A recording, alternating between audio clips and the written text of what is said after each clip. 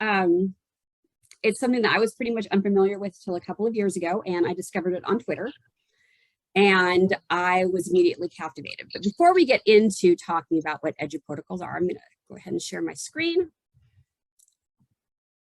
and go into presentation. Say this really quick. I'm about to put a link in the chat room, and it is for the Google form for attendance. So if you could follow that link for attendance, please.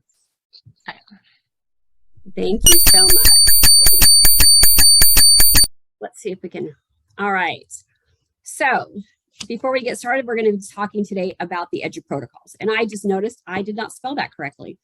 It's, you know, that happens sometimes. A little bit about me.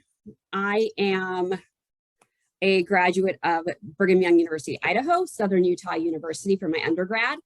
I hold 2 graduate degrees from Auburn, Montgomery, and I'm currently in my doctoral program at the University of Alabama, studying leadership. Okay. Within MPS, I have worked at Goodwin in Capitol Heights as an English teacher, and I now currently work as the co-lead literacy interventionist in a pilot program that we are doing to increase reading scores in grades 4 through 8. So we're really focused on ways to increase literacy so that when they come to you at the high school, they are reading. And I fell in love with Eduprotocols because of this idea of differentiation. And we know our students are coming to us with different abilities. So the first thing I want to do is, who doesn't want to teach better and work less, right? Okay. We want to know, how can we do our jobs more efficiently? And that is something that's been really important to me. I value my time, and you as a teacher value your time. And we also talk about how we need to be more student-centered with our work. We hear that a lot, yes. Student-centered. You've got to give them more text. You need to be doing all of these new things. Well, Eduprotocols are an instructional framework that are student-centered and focus on something called the T3 framework for innovation. And I can get more into what that means, but it's basically getting students to do more of the work and to carry more of the workload and using technology with a purpose. Okay, you with me so far? And so in this session objectives, I'm going to introduce you guys to student-centered instructional frames, and we're going to increase your capacity to scaffold rigorous activities in the classroom. So the first thing I want to introduce you to is this T3 framework for innovation. And a lot of the times when we're talking about technology, we do a lot of substitution. Some of you may have heard of the substitution augmentation model of technology use. With the T3 framework, we're trying to move students from what we call translational tasks, like we're automating things and we're just consumers of digital information, and moving them into the area of transforming what they're producing and creating digital artifacts towards more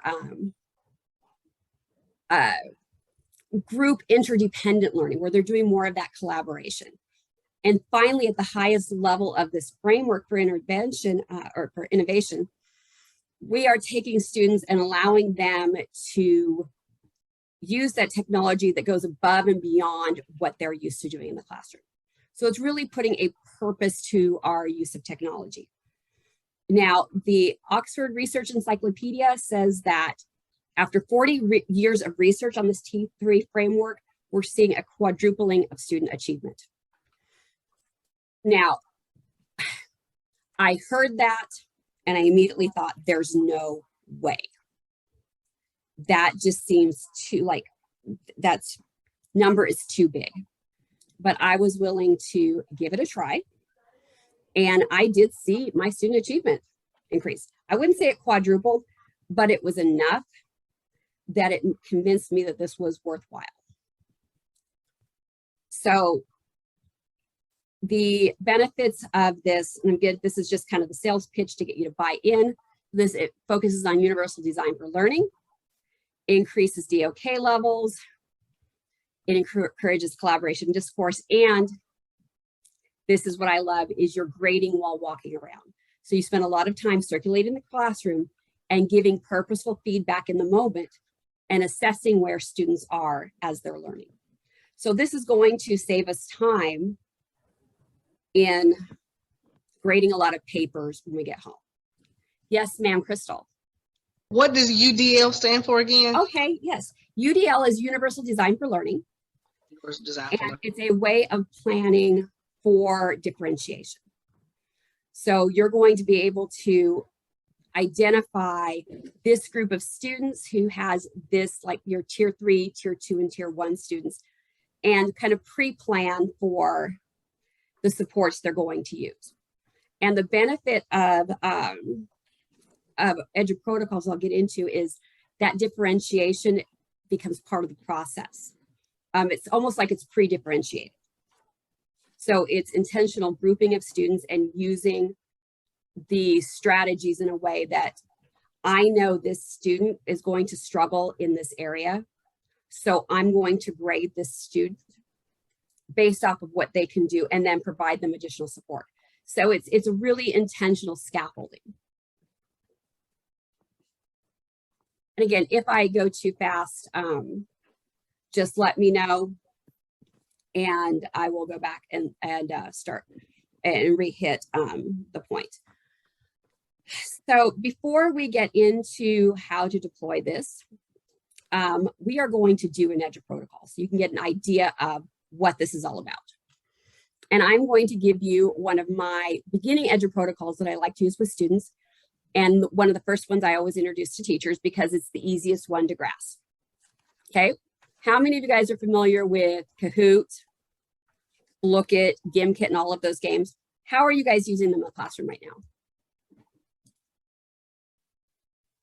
I know sometimes we will do Kahoots as a Like a wrap review? up, but we have also used it as a bell ringer, kind of get you to understand the concept.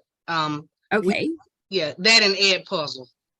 Okay, so when you say get to understand the concept, how are you, what do you mean by that? So if I'm teaching DNA and I don't expect for you to know everything about DNA, instead of me lecturing to you, one of the get your attentions may be to watch a video with the Amoeba Sisters that has the built-in questions. The Amoeba Sisters, that's Miss Fabulous's favorite. Okay, I so love that. you're already doing something that's sort of like an Eduprotocol. So a lot of these things, I like them because it's things we've already done before. It's just twisting them a little bit. So if everybody wants to go into this website, GameKit.com/join, and enter the code. If you haven't played GameKit before, GameKit is like Kahoot, but it's kind of Kahoot on steroids. On steroids, huh? Because you can set it to play different types of games like Among Us, a snowball fight, tag, that kind of thing. And it gives you a report at the end. So I'm going to give you guys 3 minutes once everybody's logged in. And we're going to see how many points you can get. Now, you have never seen any of this material before, and that's intentional. Some of you may have some familiarity with it. Join game. Yep, and go ahead and enter the code. That's me, the teal butterfly. Yes, I keep it anonymous. Sometimes when I'm with students, I do upload my class list so that I can have that assessment data. I need 1 more person to join because we need 3 people to join. I guess I can join on my phone too to play along. Somebody said that if you really want to mess with your students, you'll give them your code from whatever game you're playing to another teacher in the building, your teacher buddy across the hall, and have them play with you when they know all the answers just to mess with the kids. Because, you know, they're always trying to have the highest point. Just something fun to do. Fun. So we are going to go ahead. We have 5 people in the game. Chat question. Okay, great. Join on the phone. We got to move the screen over here, and I'm going to go ahead and start the game. And this again works a lot like Kahoot on this level. This is you're trying to get the most money possible. You lose points if you answer incorrectly. I can't even move. Okay.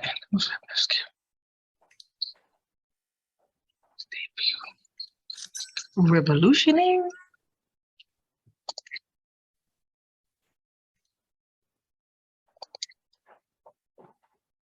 Just keep answering the questions? Just keep answering the questions. Keep answering the questions.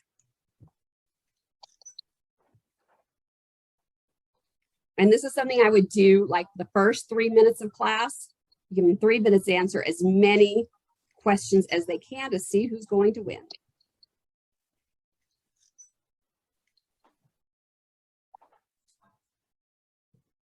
I made off $1.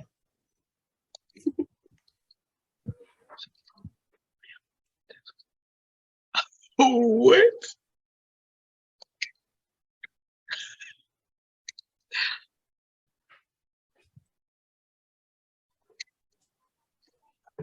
Oh, Reese's Pieces. 80s babies rise up. Yes, I wasn't entirely sure that there would be a lot of 80s babies in here because my school is full of a whole bunch of millennials. So I wasn't sure who was going to be here. We got a minute and a half. Baby, I'm just doing some lucky guessing. So you're not an 80s baby, huh? I am, but I don't know this. I think I might be a little too young. I lost another $1. Yeah, I think I would. 8775309. Stop telling it. But that okay. Who gets the trademark? So I did this game for 4 minutes with a group of 6th graders, and we did Greek and Latin roots, and these kids figured out the trick to the game and had 50,000 points in 3 minutes. Whoa. I'm still baffled on how they did it.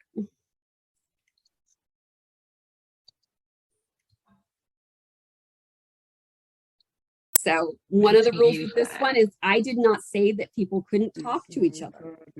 You're right. I did not say that. So that is the trick to this game, is that there were people asking for each other for answers. Hey, who knows this? And again, you're helping each other out and getting that sense of collaboration and teamwork and establishing classroom culture where you're working together. Okay, so did Wendy say where's the beef? No, that wasn't Wendy. Yeah, that was Wendy's. Yeah, it was. Hey. Huh. Did it end? Who is Copper Bear? Man, oh, Or who was Teal Butterfly. Teal Butterfly, Crystal Johnson. I'm struggling. I want to give a shout out to myself. Miss Stokes came in 2nd place. Okay, Crystal Johnson. Lee. Who is the Then I'm Copper mention Bear? last place. Okay, I accept this Are you guys award both in ready? appreciation of myself. I'd like to give a shout out to all the players that helped me, myself, There you go. for myself. So one of the great things about this and what we use in the classroom and why it's an Eduprotocol, as you said, you do these games to introduce a concept. We're going to take our DOK 1 level skills and questions, and we're going to put them into something like a GameKit.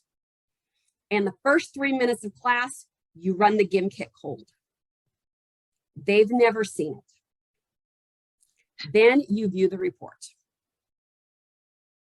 And you're able to see on this report exactly which questions were missed. And you can see that we knew Madonna was the queen of pop. But what we didn't know as a whole, you come down here, we see that we did not know about 1983 data exchange networks open between independent computers creating. We did not know that.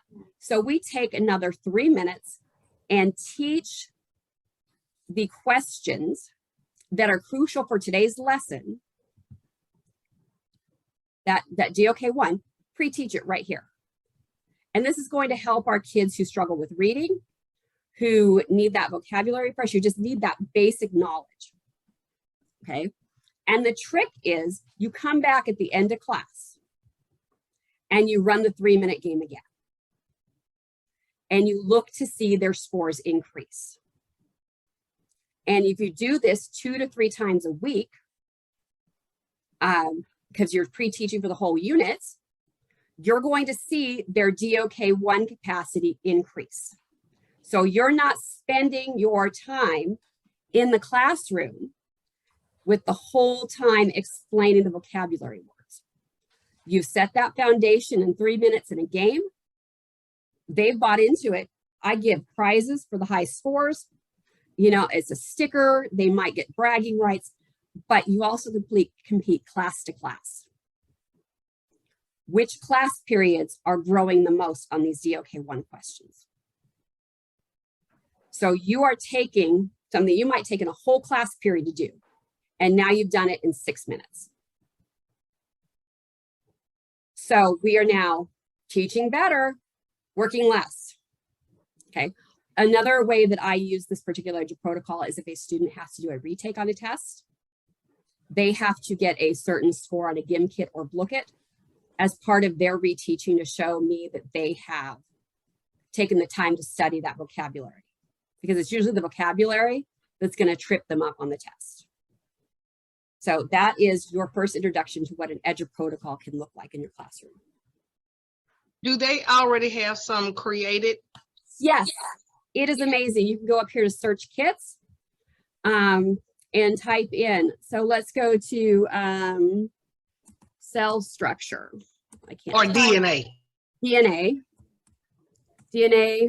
and you type in and they will come up with questions. You can edit the questions.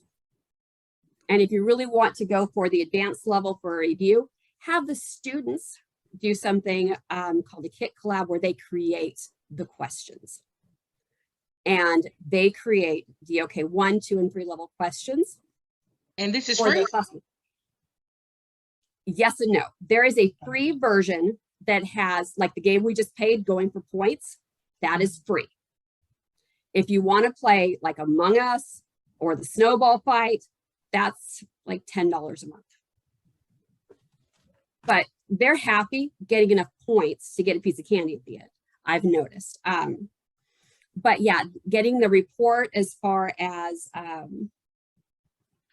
you know, the report, and it'll give you reports by name of students. So you can see, oh, Sammy Smith, he's missed these questions and he scored an 83%.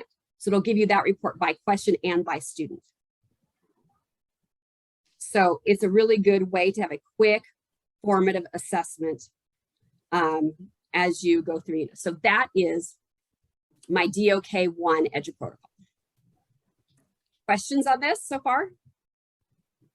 So what I was going to do and see if this is along the right lines, when we're starting a new unit and we're actually starting DNA, I start off by doing a brain dump or brain regurgitation where we give them a marker and they write down everything they know or remember about DNA. Instead of doing that, I could do this and then come back after the lesson and assess for knowledge acquisition. Right. And there's actually something else you can do with that if you want to stay behind for a minute that might be interesting to you. It's not included in this. But I'm making a note to myself to talk to you about it later. It's a little more, I wouldn't want to say advanced, but I'm keeping this one to the basics. So when we introduce a new task, you start with something that's a really low cognitive load. We don't want to teach 2 things at once. We don't want to teach how to do something and content at the same time. And what I mean by that is if I'm teaching a student how to fill in a graphic organizer that's a little more complex, I want to start with an easier task of something they're familiar with to get to know the procedure. Like when you're introducing lab procedures, you give them something a little fun to do to introduce how you do things. You don't jump right into sequencing your DNA from your cheek swab. You're going to give something a little more simple. Okay. The other thing with Eduprotocols involves a lot of repetition. So the students become familiar with the task. So you're spending less time explaining how to do something. So we're making the assignment automatic. They see the assignment, they know what to do, so they can focus on the content. And you will slowly increase the rigor these with manageable tasks and scaffolding. So again, you're not going to have them do something really big at first. You don't have them write an essay the first time. You break it into little bits. And so when you introduce the Eduprotocols, it's the same idea. You're going to introduce it with an easy task, make it something fun, and then increase the rigor with it. So it's kind of like, how do you cook a frog? You know, you turn the pot on real slow, you put it in cold water, and it heats up slowly, and it's not going to jump out. We kind of have to do that with our students sometimes. You know, we got to turn that water on, turn up the heat slowly, so they don't realize that they're learning. They think we're having fun. Okay, so we just went through, and the other part of why this repetition matters is that we have this forgetting curve. And a lot of our kids need things repeated 4 times or more before it sticks in their brain. And that's just for students in the general education population. Did you say 4,000 times? 4 times. Yeah, it feels like 4,000, but you know it's going to take them a lot of times to get it. So that's why we keep giving them the same type of task over and over again, so that they can become more confident in the task, and then that confidence in the content comes next. Okay, so we're going to talk about the Dok levels and that come with this. So we already did the first one. We call it the fast and the curious, and you can use GameKit like we just did. You can use Kahoot, Lookit, Quiz, but it's where we're going to introduce, practice, and master vocabulary and basic facts. And it gives us that chance to track student data. This is probably my favorite one to do with the kids because it's fun. It gets them excited. I've seen talking to other teachers who do these in the beginning of the week when the kids are working, just introduce the material, they're all talking to each other. But by the end of the week, they're so focused on getting the most individual points that you can see that they're not having to rely on each other as much. Okay. The next one, and this is a little more complicated. We all know think, pair, share. But this is something that is more of a DOK2 assignment, and we call it a cyber sandwich. And in this activity where students are reading and taking notes independently, and then they pair and share with a Venn diagram, either on paper or within a Google slide deck. This is going to encourage independent writing. And the trick is you have to give them a time limit for each component. And you can also provide them with scaffolding stems or change the output to a video or visual response depending on where your students' instructional needs are. But I want to go back to, why do we need to give them just 10 minutes for each part? Why do you guys think we need 10 minutes? Just why do we need a time limit in classroom management? I mean, classroom management, okay. If you give the kids 30 minutes, how much time are they going to take? They're going to take 10 minutes and they're going to use the rest of the 20 to talk. Right. You want to turn up that heat a little bit, that they know you have that timer going, they're going to get it done. Okay. So you can do this as a group of 1, 2, or 3, because you always have that random group of that odd number student. You always need a third, so this can be done in 3s. Students spend 5 minutes discussing what's the same or what's different, and then they complete the Venn diagram, moving their common ideas to the middle. They're familiar with the Venn diagram, but using it as a more structured think, pair, share, when you have the class discussion, they're going to have something to say. And then in the end, they go through their shared notes and write a summary. So we're getting them writing no matter what the content is. If they're reading about it, they are writing about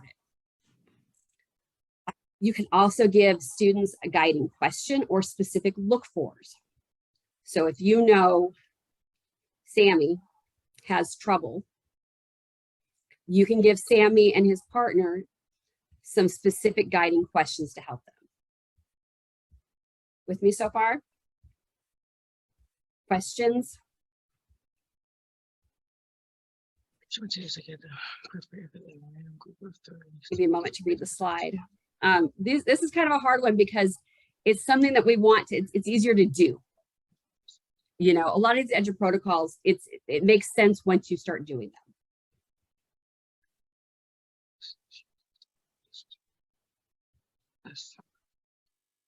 Are there specifics for the summary? Do you give them specifics for that too? You can. It just depends on what's going to work in your classroom. You can say, I want you to write me a sequence summary. What are the steps? So I'm all about, so we just finished photosynthesis and cellular respiration. So we'll have them read and discuss, and then give them like maybe a Venn diagram on a Jamboard. And each group gets their own slide on the Jamboard, and they will type and drag and drop, and then we compare as a class. That's it. Okay. You can do it on Nearpod. You can do it on any of the tools we have. It was a little easier when we were using Google Classroom because you could assign Google Slides to each kid. I haven't been able to figure out a way to make that work in Schoology yet, without pre-assigning separate work groups. You can also just assign to your student, have one student create a slide, and because they get to know the procedure, they're going to know what it looks like. So here's what, oops, let me go back a minute. So again, we know what a Venn diagram looks like, but this is just, like I said, a more structured way of doing a think, pair, share, and then having that writing component. Add in the scaffolding that your students need. Be specific with the questions that you're asking. If you have a student that needs to look for specific things, provide sentence stems if they need it, if that's where your students are. But after a while, they see that Venn diagram and they're going to know what the expectations are so they can focus on the content. And as you're circulating the room with the kids, you're checking to see who has it and who doesn't. And you can give feedback right there and redirection. So you're able to provide that immediate feedback, and you can see who's ready for that next step. Questions? All right. So the next one, and this moves on to our DOK3, is the Frayer model. And I have to say the Frayer model is probably our most versatile graphic organizer. And Ms. Feebles, the look on your face said that would you say that Frayer is versatile as a graphic organizer? No, you said that, I was thinking, I think I keep using the same Frayer model. I don't know. Yeah, it's a matter of changing how you're thinking about using the graphic organizers. You know, I say Frayer model, you think vocabulary. Yeah. That's immediately where we go. And I was in that state of mind for a long time. I'm like, it's a Frayer model. That's boring. You know, it's just vocabulary. Same, different, synonyms, antonyms. But we need to stop thinking about what we're using it for and thinking of literally the framework of what it is. It is a square divided into parts. Yeah, and a lot of people don't like Frayers because they're stuck in that vocabulary model that is only input, output vocabulary. That's DOK1. But Frayer done this way is going to kick it up to a higher DOK level. Okay. But in its core, a Frayer is, you've also seen it maybe a 4-square model with something in the middle. Okay. So again, we're looking at literally as a frame of what are we putting in each of those boxes. Okay. And once I show you some examples, you'll be going, oh my gosh, now it makes sense. So this is what we call variations on a Frayer. You can give them tasks. Task 1, task 2, task 3, task 4. Put a Okay. topic or question in the middle.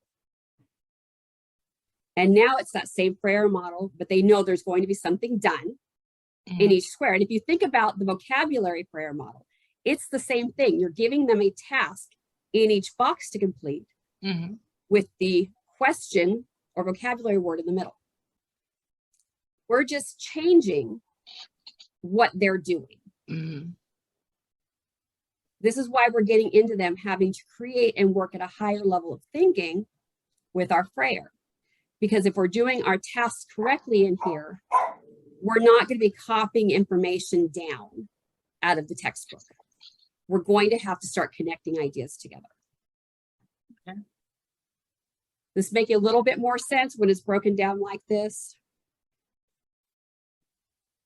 Need a couple more examples. I'm sure you want to see something. Let's see it working. Yes, please. So, where are my math people? Do I have anybody in math here? This is kind of mathy. So let's say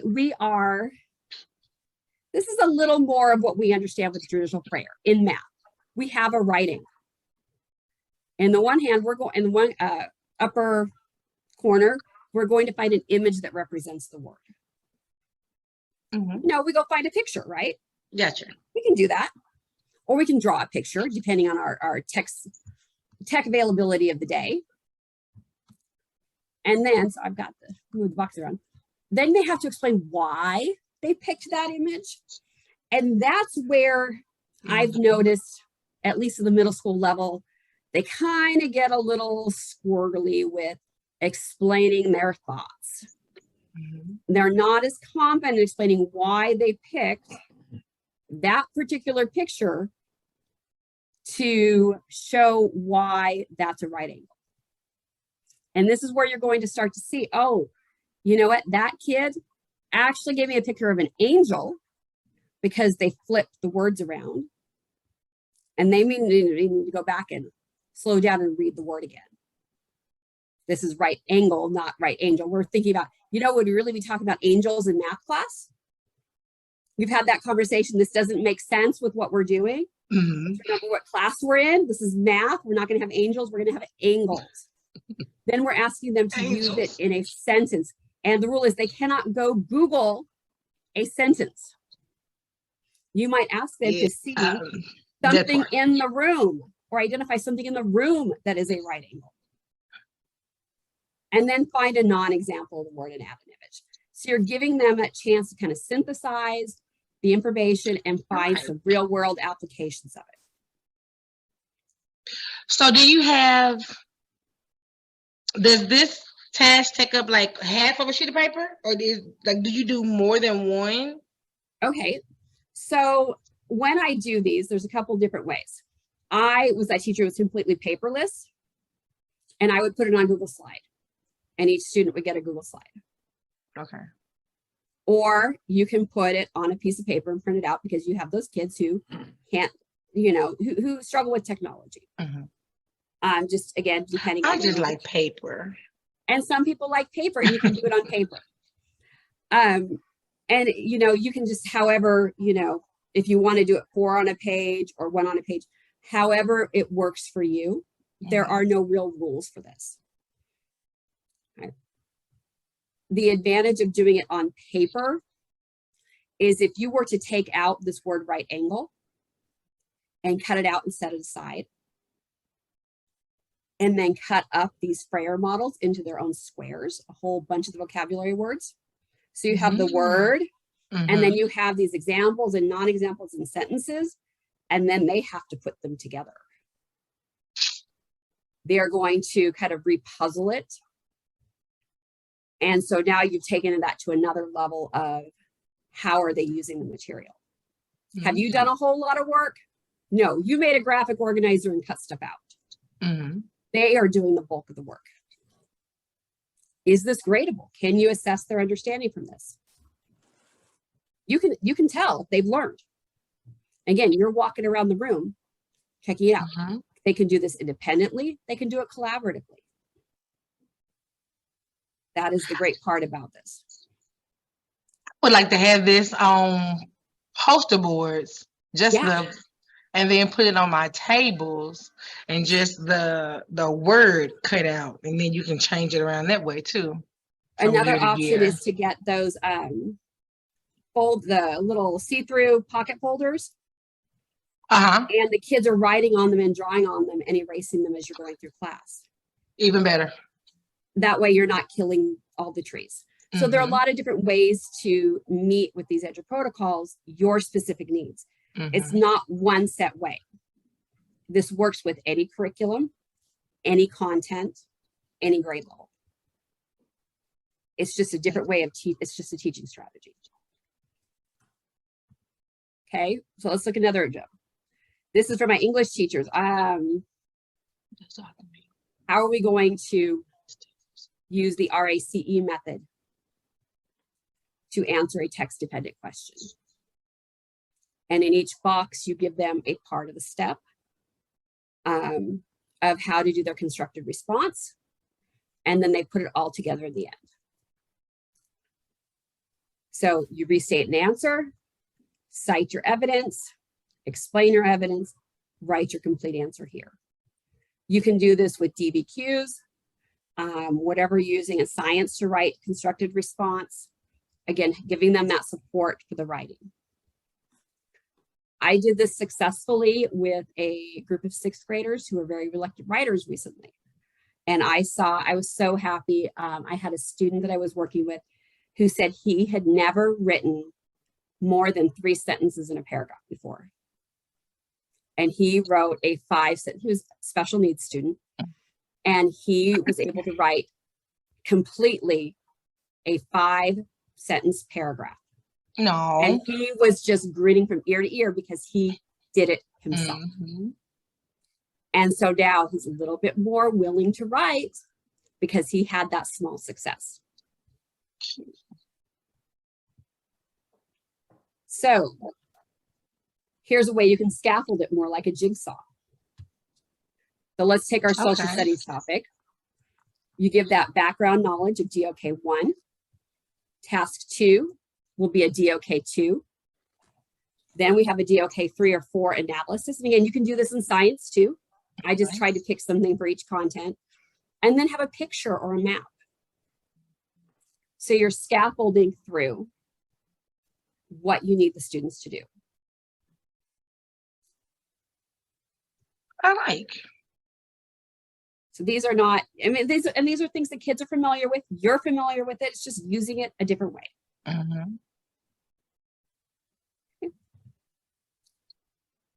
So I did, and so here's an example of if you were going to be doing this on a weekly schedule of how you could do it in the classroom if you were using one of these a day.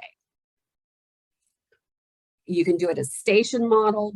You can do all sorts of different ways to incorporate these into your regularly scheduled classroom without upsetting the apple cart.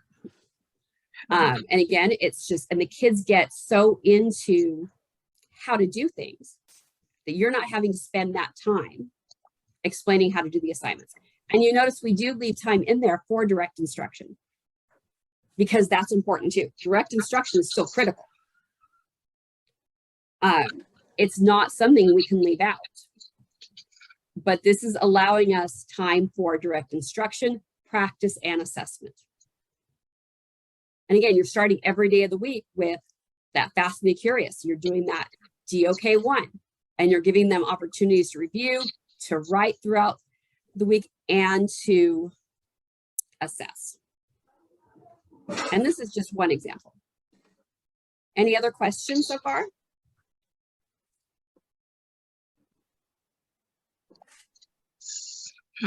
I know this is a lot to take in, and I try to keep it with the most, the easiest of the Eduprotocols. Okay, and I will say this, I am not affiliated with these books. I don't make any money off of this. I am just a believer in good instructional practices. And a lot of these things reminded me back to the Lee versus Megan training we had to do when they were talking about how would you use these graphic organizers. And it's been a minute for most of us when we had that training, the disproportionality training. But this is pretty much what we went through the training for. We learned about the graphic organizers, and this is kind of how it looks in the real world situation. They have these books that they put out. They are coming out with an English language arts version, and it's based mainly on the research of Dr. Sunny Magana, who I would love to meet one day. But that is, I've been on a Zoom with him. But these books are available on Amazon, and they have been instrumental in helping. You can just do the quick math. So in book 1, there's 16 Eduprotocols. I went over 3 with you today. Book 2 has another 12. So that's 28. Then there are content-specific Eduprotocols. And there's also a Facebook group where people are sharing other ways of how they're using Eduprotocols, and people coming up with Eduprotocols in the classroom. So is this new? Like, how new is this? It's been around, oh gosh. It's been around for at least 6 years or 7 years. I've only been in the classroom 7 years, and I learned about it my first year. Okay. So it's been around a minute. I mean, not huge, but the T3 framework for innovation has been researched for 30 some years. Okay. These are just teachers who came together and found ways to make this work for them. Now, the one part about this I did not really tell you about, let me go back, is this idea of racking and stacking, is what we call a rack and stack, where you take the Eduprotocols and combine them together. So you might put your cyber sandwich in with something that they call an Iron Chef, and you start stacking them together over the course of a week to get the kids to work through the information themselves. And as you get to know more Eduprotocols, it becomes a little more familiar in what these might look like. You can start taking the Eduprotocols and making them specific to your content of what you need. On average, how many do you use? The ones that I showed you today are the ones that I use consistently. Now that I do intervention, I use one that I didn't share in this because it took me a minute to figure out how to use it. It's called 8 Parts. Let me stop sharing and I'll show you what that looks like in just a moment. And the 8 Parts is basically a graphic organizer that breaks apart whatever you're learning into 8 parts. Let me pull that up. 8. It sounds like a lot. It sounds like a lot, but 8 it's not. chunks. No, it's all on one sheet of paper. So let me go ahead and screen share on this. Sorry. So this is one that I use. It's called listening parts. And we do something called metacognitive reading, listening skills in intervention. And so I call it listening parts. So on this one, I have the students have to write down the passage. They have to decide what type of passage it is, identify the who, what, when, where, and why, summarize it in 3 sentences, and draw a picture. Cute. Yeah, so this is for my intervention students. For some of the other ones, I don't want to share everything with you in my drive because it's really disorganized, my personal drive. That's why you guys see family pictures. Let me show you what the cyber sandwich template looks like when we're using it, so you can get an idea. So this is what the cyber sandwich looks like when you get it off the Eduprotocols website. And then it comes with an explanation of how to use it. And it's labeled student 1, student 2, and then we both have. So if you get it off of the website, because they have these free for download, that's what it looks like. Or you can just create your own Venn diagram. So whatever works for you. On my way to Eduprotocol, download. Look, there is also another group called Eduprotocols Plus where they actually have coaching support. Which I'm like, There's but the Facebook group is called Empowered. No, they changed the name. I'm sorry. It used to be called something else, and I just uninstalled Facebook. I'm super talented like that today. It's called the Eduprotocols community now, but I just can't believe I uninstalled that. But yeah, it's there is a lot of support out there. Community. And there's different ways of doing the vocabulary. There's different menus that you can use. So many different templates of what's out there in Eduprotocol land. That it's just free. They share it for free. That's why I love this. And it's things you're already doing in the classroom.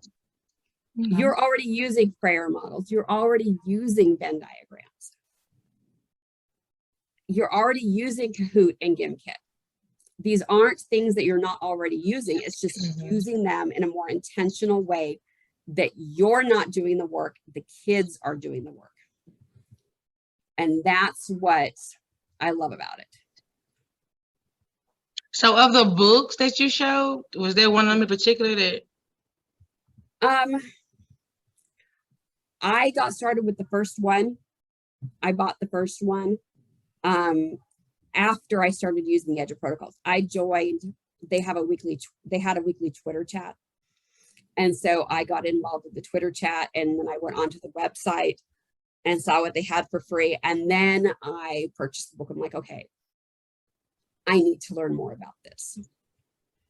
But they have all sorts of templates that, you know, if you have, I know, Mr. Porterfield, you said you were elementary. We know our students struggle with parts of speech. Mhm.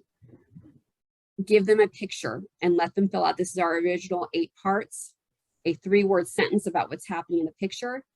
Come up with some verbs and adverbs, prepositions, interjections, and look at the Yes, parts ma'am. of speech with the picture.